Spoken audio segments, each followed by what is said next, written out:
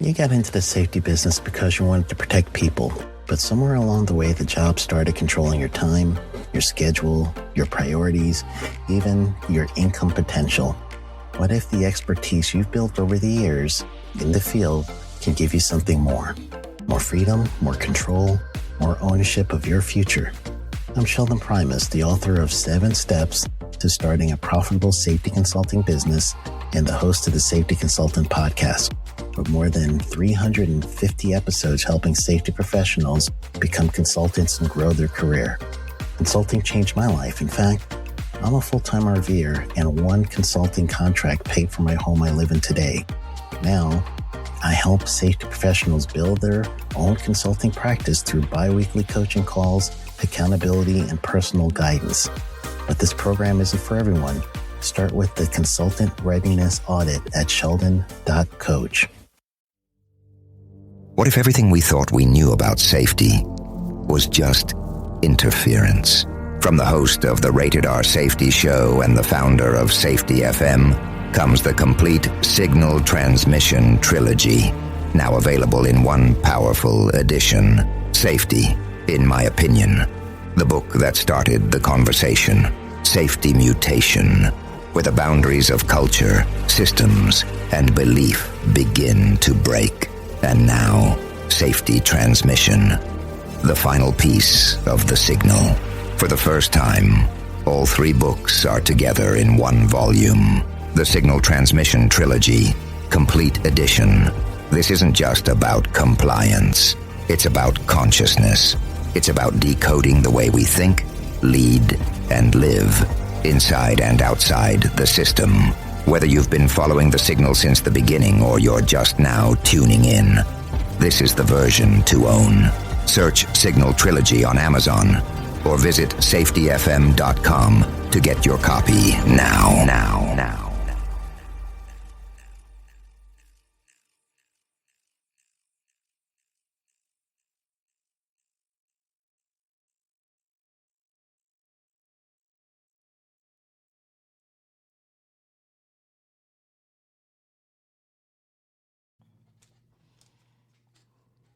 Hope Happy New Year to everybody. I hope everything turns out real safe for you this year and you have a very productive year. I know we're having more fun than a safety professional should be allowed to have. You should know who that comes from.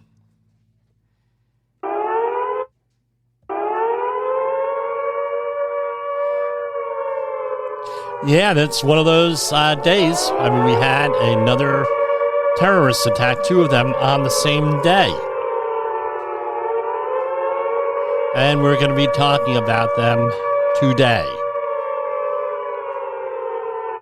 Hi, this is Jim from Safety Wars. Before we start the program, I want to make sure everyone understands that we often talk about OSHA and EPA citations, along with some other regulatory actions from other agencies, legal cases, and criminal activity. Everyone is innocent until proven guilty in a court of law. Proposed fines are exactly that, and they are often litigated, reduced, or vacated. We use available public records, news accounts, and press releases. We cannot warranty or guarantee the details of any of the stories we share, since we are not directly involved with these stories, at least not most of the time. Enjoy the show.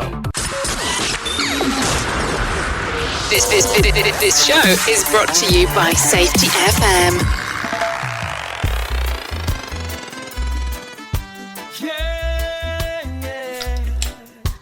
Oh.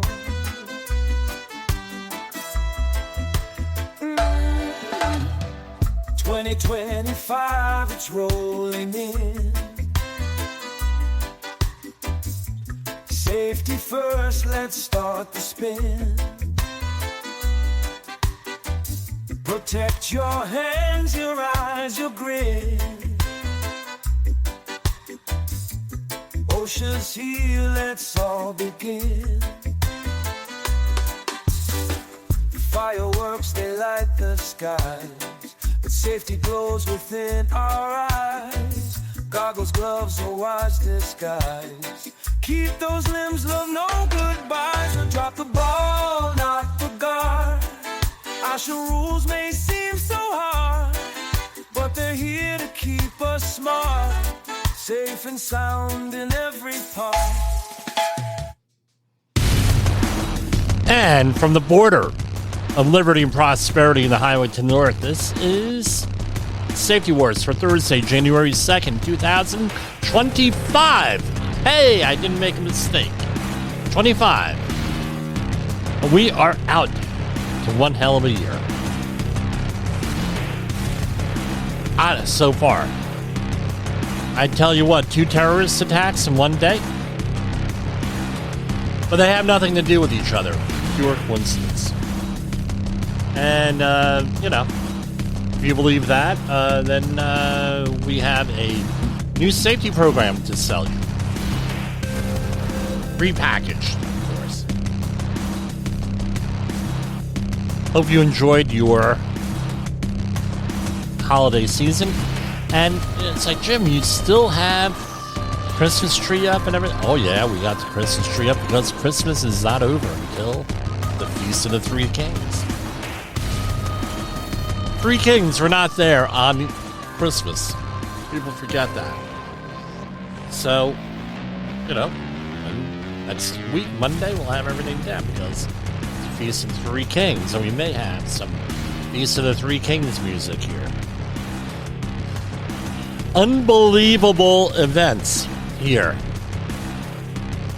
Unbelievable. I don't know if I'm ever going to go to a big public event again after this week. Until people calm the bleep down. Right now, that safety program that University of California, San Diego puts out for events, looking pretty good right there. Looking pretty good. I spoke to my wife, who's an event and meeting planner, internationally known. She said, oh, yeah, they got safety for everything there. Might be something to consider if you want to go into that area. I made that recommendation to someone online over the weekend because that's what I do. I suggest things. All right, here we go. We're going to do Voice of America. All right, we'll share that screen.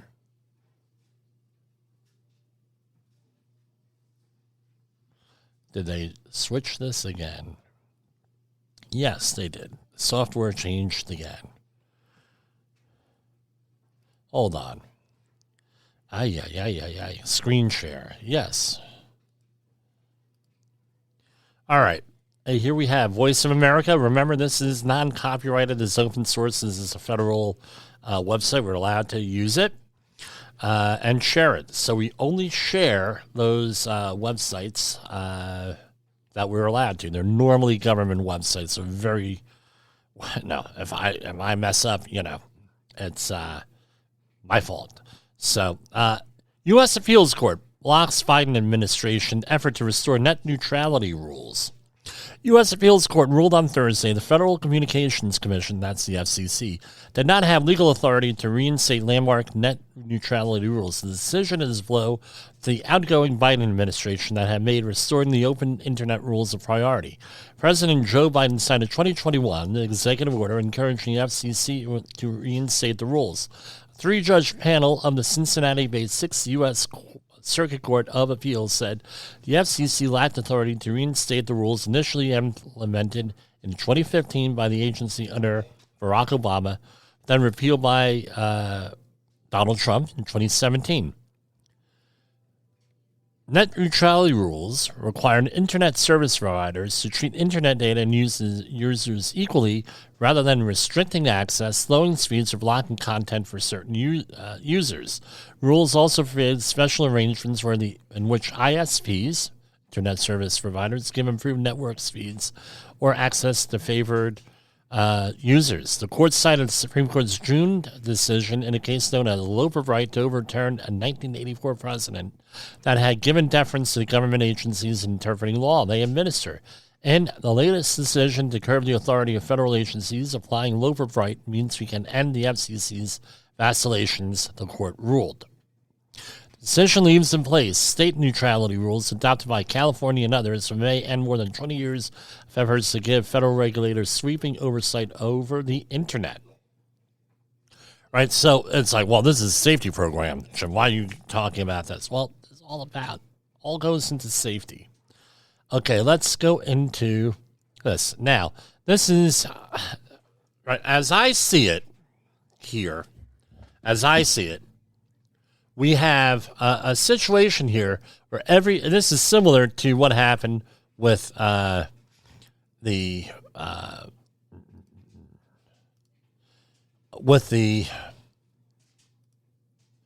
I'm seeing here. Yeah, here we go. This is similar to what we're seeing here during the Newtown school shooting, Newtown, Connecticut, 13 years ago now, 12 years ago, where the news media is going out there trying to get, and I get it, now that I'm part of it, right? Trying to get stories first, and be first, and this one wants to be first, and federal agency wants to be first, and now this and that, and the other thing. Now, I get it. Now we have multiple stories going on out there. Out come this conspiracy theorists. That's basically what, as I see it. They've changed their stories a couple of times, and I mean, there's been a lot of insults lobbied against some of the spokespeople out there, specifically a woman from the FBI. I'm not going to share her name because I don't have it, number one. Number two, I don't think it's really fair. Until you're sitting behind the microphone, in front of the camera, really got to be careful what you say because, I could have done a better job. Well, if you could have done a better job, get your rear end up there and do a better job here. So here is FBI says New Orleans terror attack suspect acted alone. The FBI says it believes as a suspect in the New Year's Day truck ramming attack in New Orleans that killed at least 14 people had acted alone and was inspired by the Islamic State terror group. Officials had previously said they were looking into the possibility that the suspect had coordinated with others.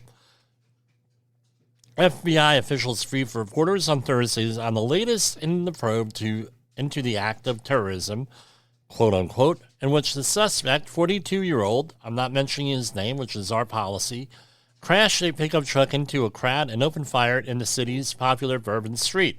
Based on hundreds of interviews and reviews, the attackers called social media accounts and electronic devices.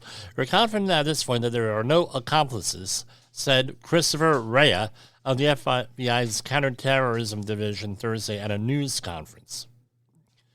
The suspect, a U.S. citizen from Texas, was killed in a shootout with police. He served in the U.S. Army and later served in the Army Reserve until a few years ago. Apparently his expertise was computers. Here, that's one report we're hearing.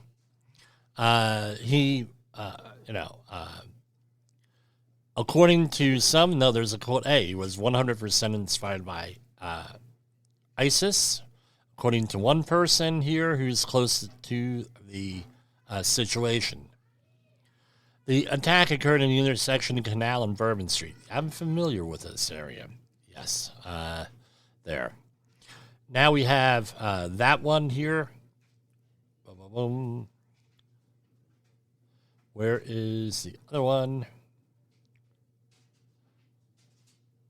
Hold on. I just had it here. Hold on.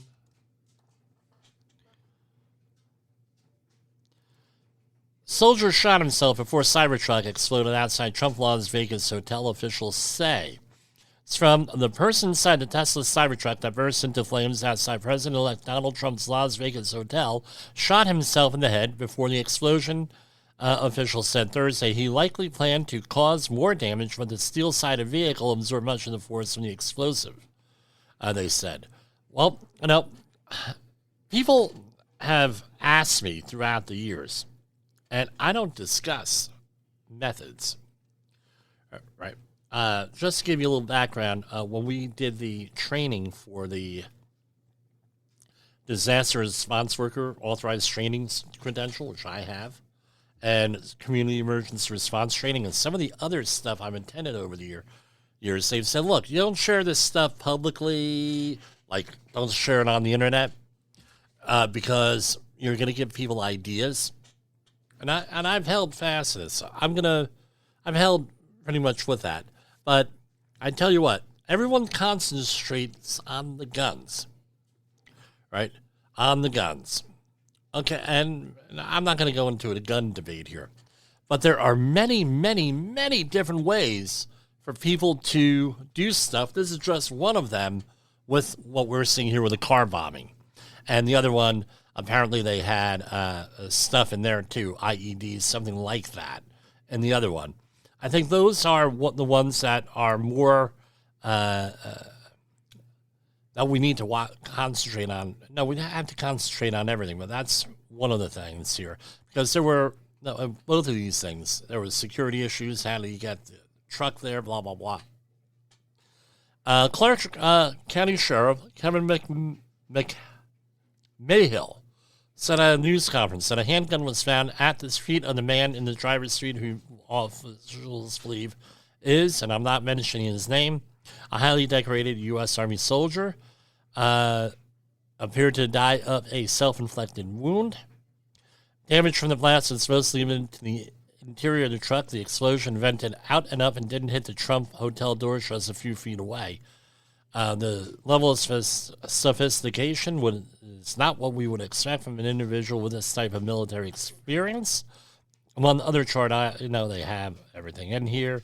The remains are burned beyond recognition. Investigators have not definitively identified him, but the IDs and tattoos on the body gave a strong indication of who it is.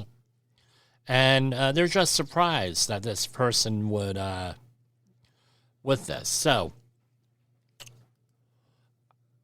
I don't know what to say. Before we go on and comment on this, right, here is, right, a list of some of the victims. And let's remember here, these are people. These are human beings. They have families. They have friends. They have associates, right, that are all being, that are all severely impacted here, I'm sure. Our condolences go out. Who are they? Let's talk about them, right? About 30 people were injured. Here are some of the people here. Nakiria Dado.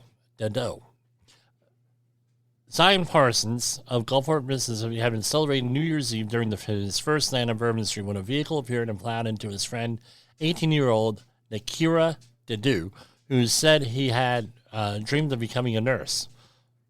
Right? Again, family members here. Reggie Hunter, a 37-year-old father of two from Baton Rouge. Right? Tiger Beck, a former high school and college football player from Louisiana, was among those who died in the attack at New Orleans French Quarter, according to an education official. 28 years old. All right, those are just a few of them. And, well, as they mentioned, I know they got away from next of kin and everything else is from VOA, Voice of America. Now,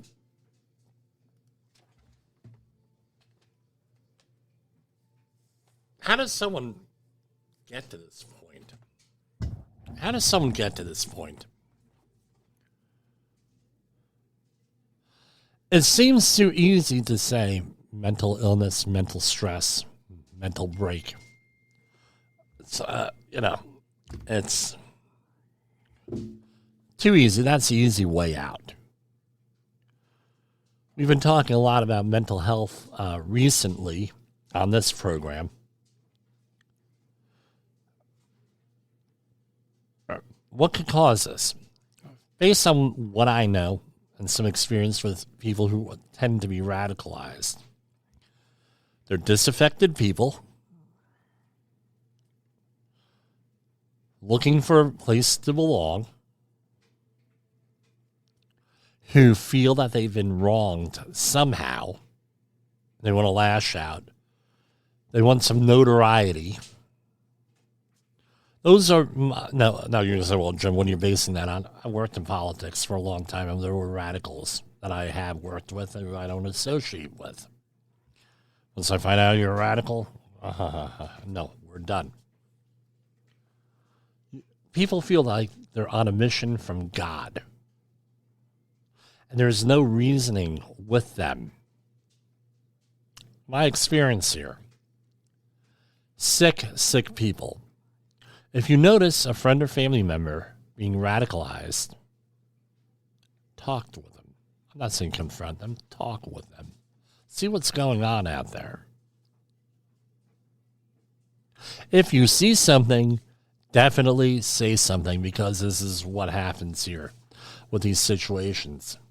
And I'm shocked that they do not happen more often. The fact that a celebration was there, right? Was this a copycat from what happened in Germany a couple weeks ago? Or a Christmas fair, same type of thing. We had a similar thing happen in New York City not too long ago, a couple years back. What about this whole thing going on to Trump at the hotel in Las Vegas, the Trump facility? That had to do with politics, somebody who hates Trump? I don't know. Have no idea what maybe it was just coincidence that the person went up there. I don't know. They're investigating this stuff. But the fact that we've had all these conflicting reports is adding to the confusion and to the conspiracy theories, which are already out there. I have a lot of questions, and I'm going to wait for more information to come out before we start asking those questions. We're going to go to our first commercial break here, and we will get back to you.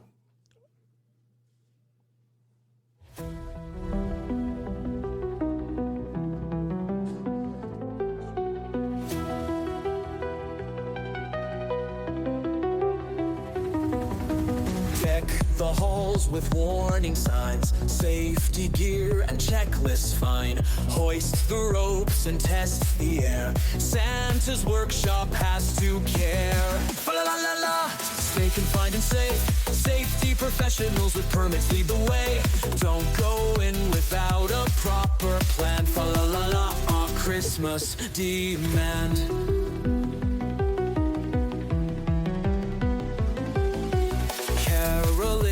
Space is tight, confined edges out of sight. Elves with harness strapped up tight. Merry Christmas done just right. Fa la la la la, stay confined and safe. Safety professionals with permits lead the way. Don't go in without a proper plan. Fa la la la, our Christmas demand. In an unpredictable world, one voice rises above the chaos. Meet Jim Polzo, a seasoned safety expert who's navigated through some of the most dangerous scenarios, from anthrax, explosive cleanups, disasters, and numerous environmental cleanups, and lived to tell the tale. Now he's bringing his wealth of knowledge, insights, and experiences to you through Safety Wars. From workplace hazards to the hidden dangers in your own home, Jim covers it all with his engaging storytelling. Safety Wars isn't just a podcast, it's your guide to a safer world. Join Jim Polzo and become part of the Safety Wars revolution. Available on Spotify, Apple Podcasts, YouTube, and wherever you get your podcasts and videos. Safety Wars. Your safety is our mission. OSHA recordables, catastrophic losses, environmental disasters. You want answers? So do I. This is Jim Polzo with Safety Wars. That's my daddy! Yes, I am your father. A little bit more levity here. So we're talking about making sure I'm on the air there. Right, sometimes, things happen if you're a regular listener.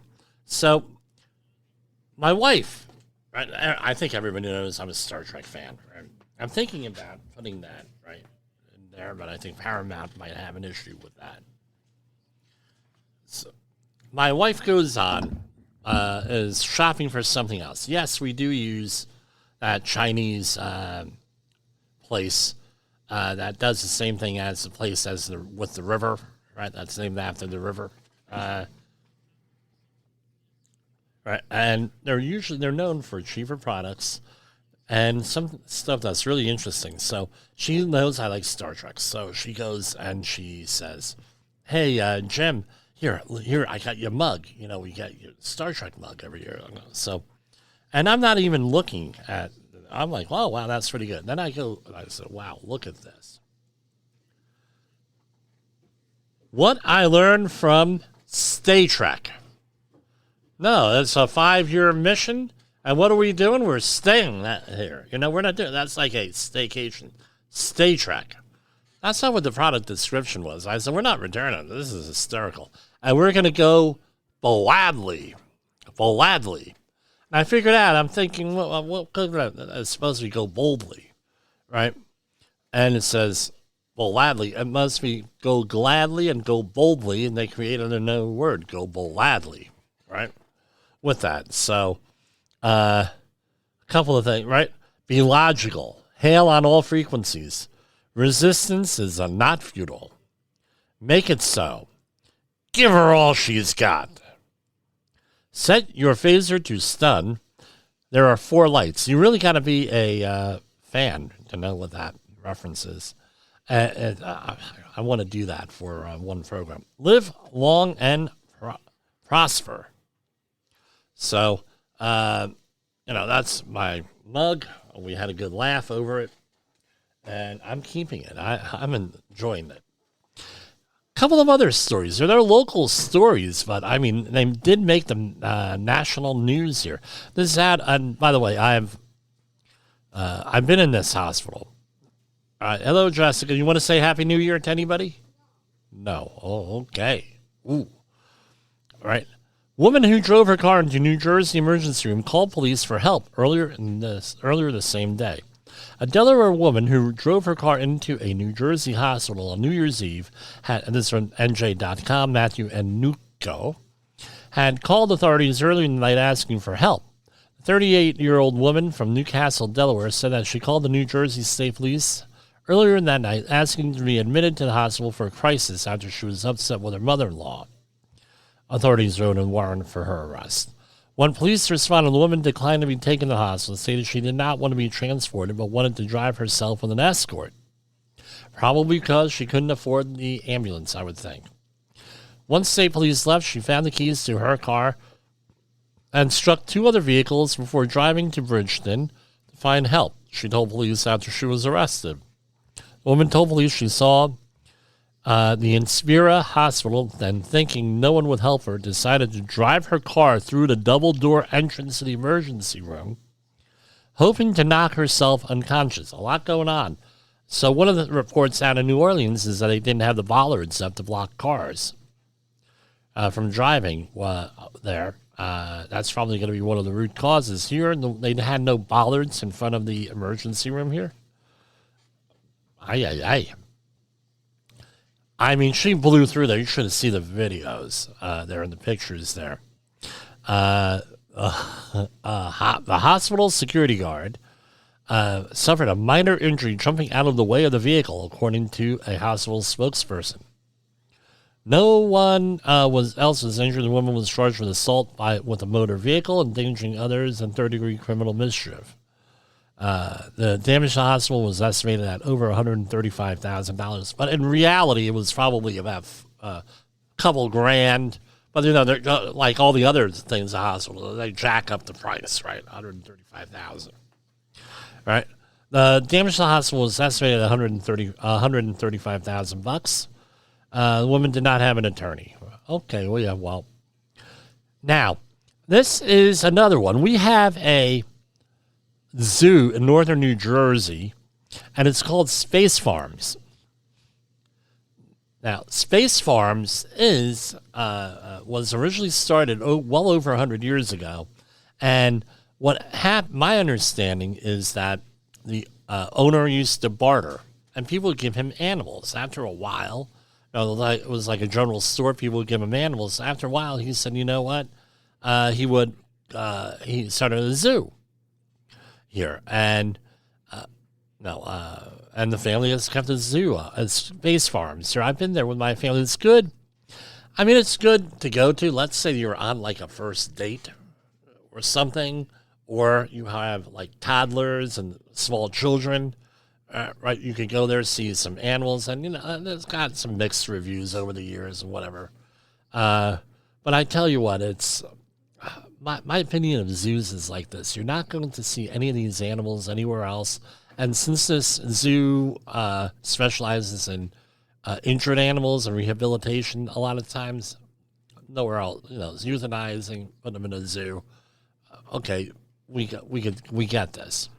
So State Senator Parker Space, that is the name, Space, said he was bitten by a venomous snake, a rattlesnake, around noon on Monday, received 14 vials of antivenom over the next 2 days at Newton Medical Center before he was flown on New Year's Eve to New York City Hospital specializing in snake bites. To be honest with you, I'm shocked Newton Hospital. Well, I don't know. There are rattlesnakes, eastern timber rattlers in Sussex County. This happened right where one of the areas I grew up in, so I'm very, very familiar. I'm shocked Newton Hospital even had antivenom of 14 vials. They must have flown it in or something. I don't know. Seems like things are going to work out for the guy, and I hope he has a speedy recovery here. His wife said he was feeding little pinky mice to a group of snakes when it happened. It was quite an experience, said Joel Space, Sussex County Commissioner. Parker Space, who represents New Jersey's 24th Legislative District in the state Senate, said he drove himself from the zoo to the hospital. That hospital is a long freaking way off from the zoo, I'll say that much. So he must have been hauling ass over there, using that state senator license plate there. He drove himself to the hospital because he did not want to tell me, his wife said. I'm just shocked. He got bit on there. He went to Jacoby Medical Center, which I am not surprised, in the Bronx, because the Bronx Zoo is in the Bronx, right? And they have the means of treating this, among other things, out there. They also have a pressure chamber there to give people treatment there, right? Pressurized, I forget what they call it. I know. Okay, safety stuff, right? Construction company secures multi-billion-dollar contract for a revolutionary infrastructure project. Article by Kristen Lawrence. Yeah, Kristen Lawrence. This is off of Yahoo News.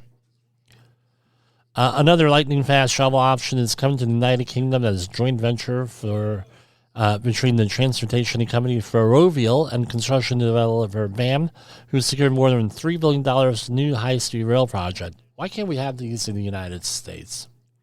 A lot of reasons why. Here we have, okay, now let's talk about some workplace stuff. This happened in Harlem in New York City. A United States postal worker was stabbed and killed while on the job in Harlem on Thursday afternoon. This was Thursday afternoon. That was today. Officers responded to a deli on Lenox Avenue after 2:30 p.m. and encountered the injured 36-year-old victim. He was stabbed and slashed multiple times inside the deli, including the torso, arms, back, and neck. He was pronounced dead at the hospital.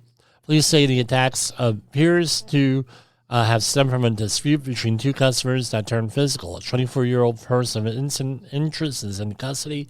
Weapon has been recovered. Eyewitness News spoke to a friend of the person of interest.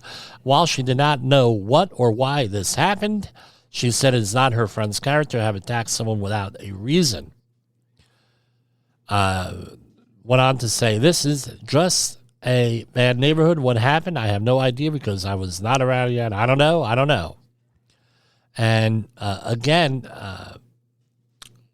shame, rest in peace there with that.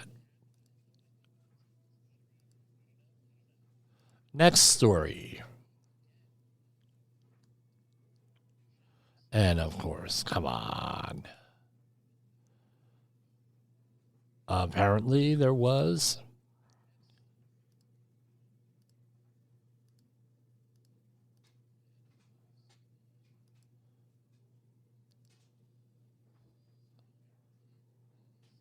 Hold on, everybody. I'm sorry. I had the story up on the screen and then it blanked out. Let's go to the next one. Arrest made in stabbing death of Kroger warehouse worker. It's from December 30th. This is in Memphis, Tennessee. A man was arrested in the death of his co-worker after a stabbing Thursday morning at the Kroger distribution center in Memphis, according to court document. What the hell's going on out there? Anderson Todd III was charged with second-degree murder in the death of Jacoby Hobson, records show. Court documents allege that the stabbing stemmed from an argument between the two men. They responded, blah, blah, blah, blah. Witness told investigators that Hobson told Todd to go to an area of the warehouse that didn't have cameras so they could fight. The argument led to a shoving match at one point, and Todd seen swinging his arm in a stabbing motion. The witness then got between the two men, stopped the fight, and Hobson collapsed, and Todd went into a break room where he waited for police. Right? What the hell is going on? And again, if you have, right, this is what I see here.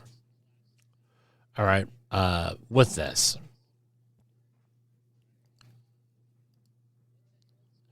Okay, this is what I see out here. All right. A lot of places out there have a lot of workplace rules, but they don't back them up. I see that all the time, folks. The big thing is no guns allowed, and there's a big sign out front. No handguns allowed. No weapons allowed in this facility. Okay, well, how are you going to enforce that? Well, what do you mean, Jim? Well, no handguns allowed on the facility, no weapons allowed on the facility, no blah, blah, blah, blah, and there's no metal detector. The safety person and security people are like donuts, right? Are like donut and coffee safety people and security people. They're nothing go, oh, yeah, but that sign's going to protect you. So, and God forbid anybody should go out there and talk to people. God forbid that they do that. Hey, is something wrong? Blah, blah, blah. With this. Now, if someone tells you, I'm going to say this, let's go where there are no cameras, don't go there. Just don't do it. Well, what do you mean? Just don't do it. The jobs that I'm on, there are cameras everywhere. You cannot get out of your car without being on camera. Why? Because we have had security issues and people starting fights at work. So what do? We put everything on video. All of a sudden, all the fights stop. Incredible. Well, you're saying, well, Jim, what, you work on jobs? Yeah, I work on. But remember, what's Jim's rule? Do you have the authority to hire? Do you have the authority to fire? Do you have the authority to discipline anyone? Do you have the authority to make changes? Do you have the authority to reward? Do you have a say on who they hire in any way? Do you have anything with that? Well, if the safety professional does not have that authority, and the management or whoever's paying for this doesn't really care, well, guess you're going to run into problems like this. My question is this: when someone gets killed like this at work from a fight, my question is this: what were the indicators? Where was their training to determine this? Because now this is a OSHA recordable, and I'm sure OSHA is going to be there investigating if they haven't been there already. Okay. A story went by there. Okay. This is from December 17th. Out of Dickinson, Texas, an investigation is underway after a man was killed while working along I-45. the Dickinson police said that the officers received a call when a construction worker being injured. When police officers arrived at the scene, they found the worker was killed when the crane from a boom truck collapsed on a job site. Now, I'm not saying I don't know anything else about this case, but let's talk about this. Often the boom trucks are not as inspected, and people are less trained than if you have a crane. Maybe that's got to change. And that's where I would be focusing my attention. OSHA and Amazon reached a settlement over ergonomic safety at facilities. OSHA and Amazon have entered into a corporate-wide settlement. There were a lot of OSHA citations and investigations in multiple states and everything over MS, musculoskeletal injuries, right? With this, so all dealing with ergonomics, and this is the other thing, is that it was all done. It was all done under the general duty clause, so it takes a long time with this. The parties have been scheduled to begin trials in 10 cases before the Occupational Safety and Health Review Commission between January and June 2025, stemming from inspections conducted across Amazon facilities beginning in the summer 2022. Doug Parker, the OSHA Assistant Secretary for Occupational Safety and Health, stated, quote, "This corporate-wide settlement agreement focuses on improving conditions for several 100,000 Amazon workers nationwide. The agreement requires Amazon to assess ergonomic risk across its facilities, including through annual updates, and investigate and implement controls to reduce ergonomic risk. The ball is in the company's court. OSHA stands ready to work with their ergonomics team to evaluate their progress." I'm going to tell you this. When these warehouses are normally constructed, they're constructed by people, by engineers and things of that nature. My question would be, are those people actually taking ergonomics into consideration when they design these facilities? And by the way, every warehouse, I worked my way through warehouses in the summer, working my way through college, one in particular. And the question is, it's like an incentive thing to get things done really quick rather than real safe. Not saying the Amazon does that, but that could be it. Or maybe they're giving lip service to that. Working, they have safety stuff and they don't really commit to it. Now, say Amazon does that, but I'm saying other companies where I worked with do that. And this is often what happens when you're incentivizing quickness. What does Amazon have to do? They probably have to redesign their stuff with that. So, furthermore, the article I'm reading off of EHS Daily Advisor, the agreement also identifies ergonomic safety measures that Amazon has implemented at various local sites, including adjustable height workstations, a redesign of packing stations, new conveyors, ergonomic mats, scanner harnesses, updated other stuff, job rotation, and all the stuff that you would expect for ergonomics to be fixed with that. Again, this is not unique to this, and the fact that they are taking this seriously, that's a big, great thing. This is from the Politico. Transition of power. At EPA, Trump's second term is already having consequences. Really? It all depends on how you look at this. Any significant exodus of staff, either through retirement, resignation, or termination, could devastate EPA positions. President-elect Donald Trump's inauguration is just recently, and many of the staff of the EPA are eyeing the exits rather than trying to hunker down to withstand the upcoming onslaught. Many of the agency's 16,000 staffers served through the first Trump administration, a person that left them feeling ignored, mistrusted, or abused. Now ahead of the second term that Trump and his advisors have said will be more aggressive in targeting the deep state. Many employees are considering leaving. While the agencies work on climate change our politically lightning rods. The bulk of his day-to-day activities are devoted to issues with widespread bipartisan support, such as clean air and water. But that work requires significant scientific and institutional know-how. Now, this is what I'm going to say on this. Regardless of your opinion on Donald Trump or anything like this, you're not going to get a deal in the private field like you are working for the federal government. Not going to happen. And anybody who's encouraging you to leave the EPA, I'd think twice. Because you're not going to get that kind of deal. You're getting a federal pension, federal health care, federal, you name it. Maybe you're not making as much money as you think you're going to make in the private sector. But I tell you what, you get everybody leaving at one time, the jobs aren't there for this, senior level jobs in the environmental field.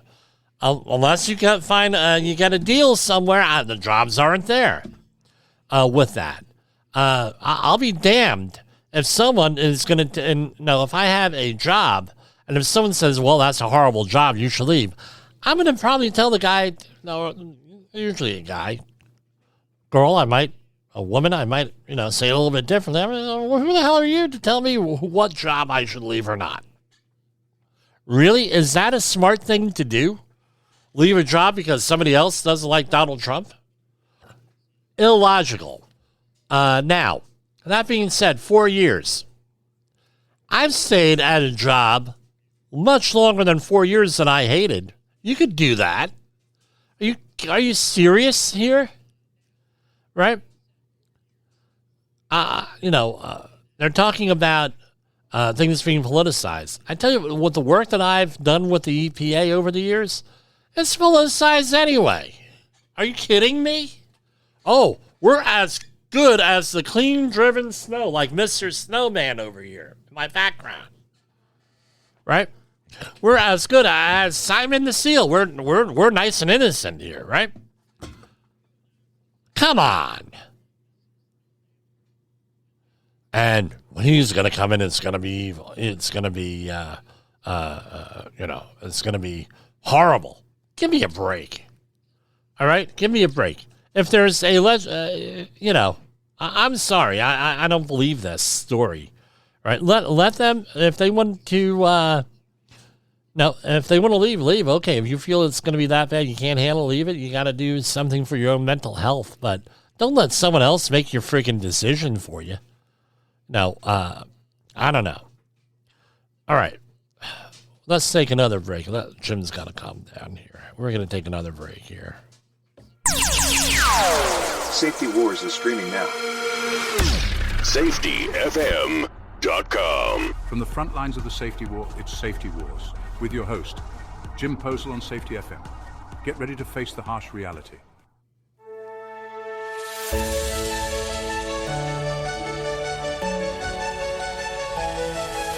Snowflakes fall like ashes down from the sky. All we want for Christmas is to not say goodbye. Twisting lights on, tinsel twisting the truth, while Santa's sleigh and fallout just vanish from view. Silent nights with sirens blaring, nuclear glow in the air we're sharing. Deck the halls with shadows dark, holidays in a fallout park.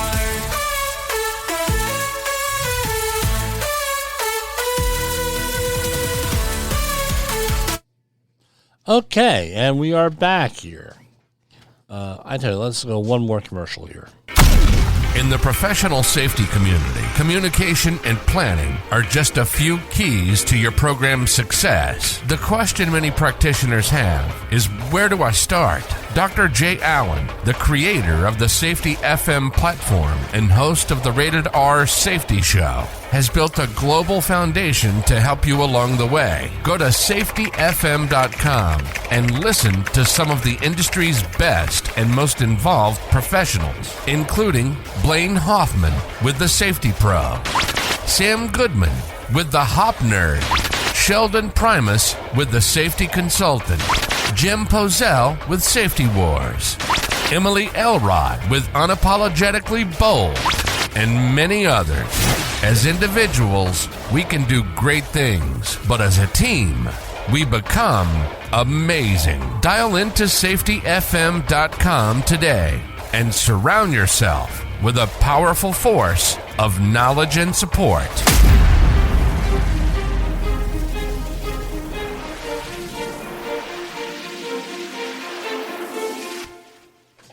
And we're back. So, Weird Al has Christmas at Ground Zero. We have Atomic Christmas. Russia commissions 50 Yezin nuclear attack sub. Russian Navy has accepted the fifth in a class of advanced nuclear attack submarines that is set to be based near Norway. And I can never say this. My mother, this is where the concentration camps were, where my mother and family were during World War II. Attack Oak Arkhangelsk, I think that's the best I've ever pronounced that, was turned over to the Russian Navy on December 27th in the ceremony at the Sevmaz shipyard on the White Sea just south of the Arctic Circle. It's the fourth Yezin M class that are modified to a variety of strike weapons and a fifth Yezin overall. In terms of strike weapons, the Yaz MS can field the 1,000-mile range, 3 land attack cruise missile, an Onyx anti-ship missile, and Zircon hypersonic anti-ship cruise missile. And Russian Navy submarines equipped with calibers have been on high lists of U.S. and Allies undersea threats for several years. And again, nuclear submarine, I guess, could probably have nuclear weapons. I don't know. It's just again,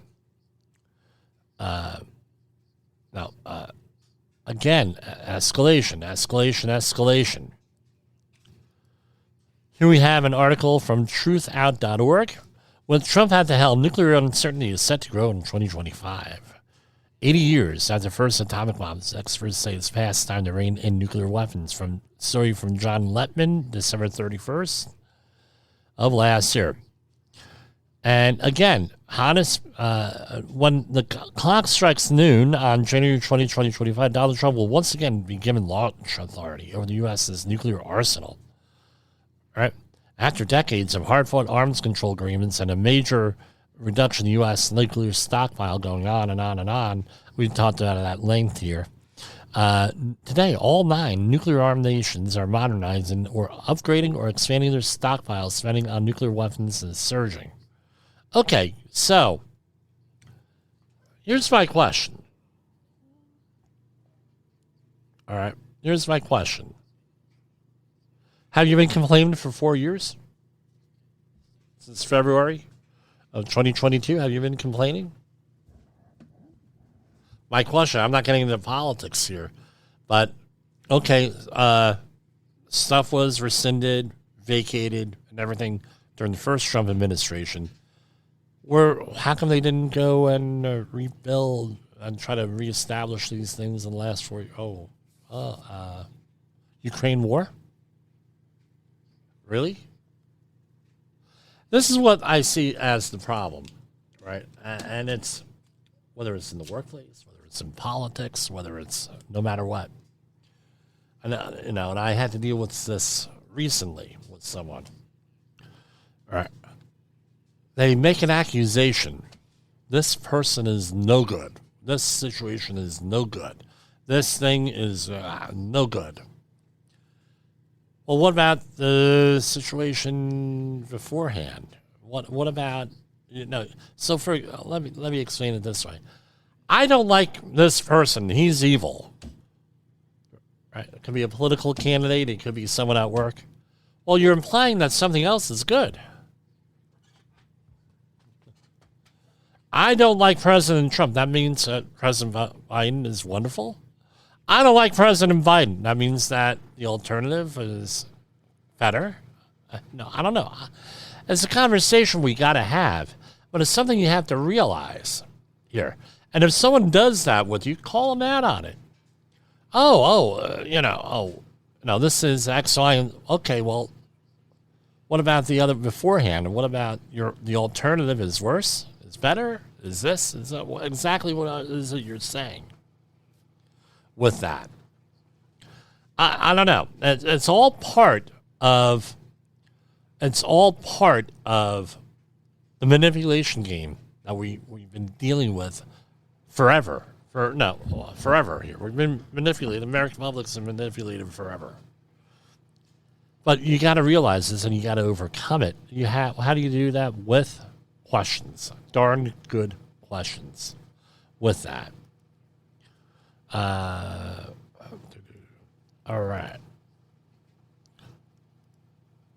Now, we're going to finish up here with a little bit of Star Trek news. This is out of cinemablend.com. Mick Jost published this. The icon made a rare return. We're talking Jolene Blaylock here. We're going to talk about Star Trek here. Star Trek Lower Decks' final 2 episodes deliver big thrills for fans while leaving some hopes of upcoming Trek shows and to continue acknowledging the series canon going forward. Now, so Jolene Blaylock played a character named T'Pol on the ill-fated Star Trek Enterprise series in the early 2000s. It was only on for 4 seasons, and the big story why that was abandoned. She felt, now this is how far we've gone. Now, Hollywood always says, they push an agenda often. They now admit to pushing an agenda. And the thing is, they're saying, well, no, we don't like the way that women are portrayed in TV shows. Okay, great. There's no argument to be made for that. And generally speaking, the older I get, the more I agree with that argument. And Jolene Blaylock was blatant with on Star Trek Enterprise, and we're just going to leave it at that. And okay, now, but the Hollywood, how can Hollywood complain about the way that women are treated when Hollywood is the one who is treating them that way? As an industry, as an institution. So what happened was Jolene Blaylock had gotten married to a billionaire whose name escapes me right now, but she didn't want anything to do with Star Trek. Now we had Star Trek Lower Decks coming on. Star Trek Lower Decks comes on, and there's a series finale, should have never been, and they had invited her back into the fold, and she's been contacted before, no. And then all of a sudden, one of the writers, Mike McMahon, went and wrote her a personalized letter. She said yes, but she was only credited by her first name on this. And we were, it's a good thing. So I guess things are turning around in Hollywood. It's good with that. But now, what am I saying? I'm saying I was happy to see her. Their first role in like 20 years. Number one. Number two is that it's nice to see that Hollywood is getting a little bit more progressive in what they're doing and not treating people like Woofno. I mean, Star Trek was no surprise how they treated women. No surprise at all. With that, it's common knowledge. It's nice that they've changed and since the reboot with Star Trek Discovery on that. So we did not get into the OSHA press releases or anything. We're probably going to do that tomorrow, hoping to be on the air tomorrow. Maybe a pre-recorded program. We need to see how this goes. And I'm looking forward to a very productive 2025. We're going to talk about SMART goals tomorrow and the immutable laws of project management. So for Safety FM and Safety Wars, This is Jim Posel. Happy New Year. We're going to go out with our normal, our usual patriotic music, but we're going to start with some Christmas music first, and then we'll go out with our patriotic music. The views and opinions expressed on this podcast are those of the host and its guest and do not necessarily reflect the official policy or position of the company. Examples of analysis discussed within this podcast are only examples. They should not be utilized in the real world as the only solution available, as they are based only on very limited and dated open source information. Assumptions made within this analysis are not reflective of the position of the company. No part of this podcast may be reproduced, stored in a retrieval system, or transmitted in any form or by any means, mechanical, electronic, recording, or otherwise, without prior written permission of the creator of the podcast, Jay Allen.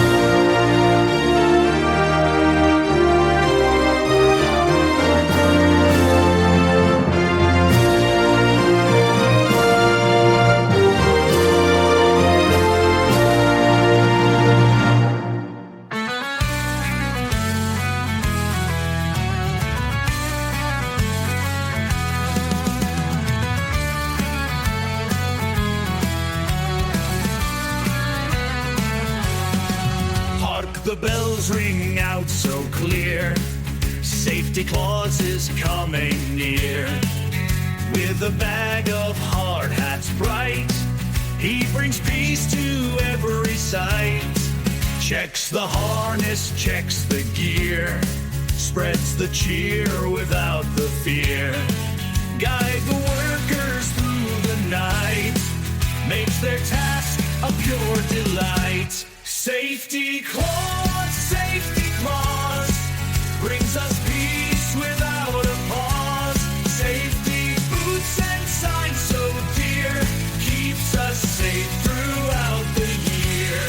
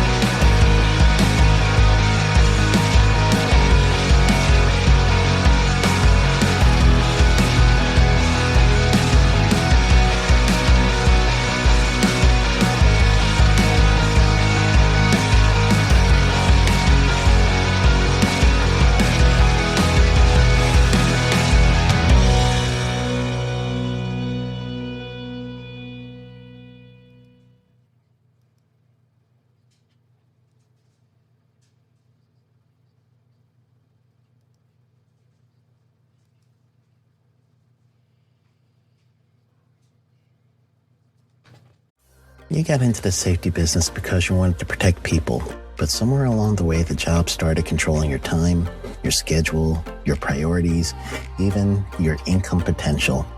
What if the expertise you've built over the years in the field can give you something more? More freedom, more control, more ownership of your future. I'm Sheldon Primus, the author of 7 Steps to Starting a Profitable Safety Consulting Business and the host of the Safety Consultant Podcast, with more than 350 episodes helping safety professionals become consultants and grow their career. Consulting changed my life. In fact, I'm a full-time RVer, and one consulting contract paid for my home I live in today. Now, I help safety professionals build their own consulting practice through bi-weekly coaching calls, accountability, and personal guidance. But this program isn't for everyone. Start with the Consultant Readiness Audit at sheldon.coach. What if everything we thought we knew about safety was just interference? From the host of the Rated R Safety Show and the founder of Safety FM comes the complete Signal Transmission Trilogy, now available in one powerful edition. Safety, in my opinion, the book that started the conversation. Safety Mutation, where the boundaries of culture, systems, and belief begin to break. And now, Safety Transmission, the final piece of the signal. For the first time, all 3 books are together in one volume. The Signal Transmission Trilogy, Complete Edition. This isn't just about compliance. It's about consciousness. It's about decoding the way we think, lead, and live, inside and outside the system. Whether you've been following the signal since the beginning or you're just now tuning in, this is the version to own. Search Signal Trilogy on Amazon or visit safetyfm.com to get your copy now.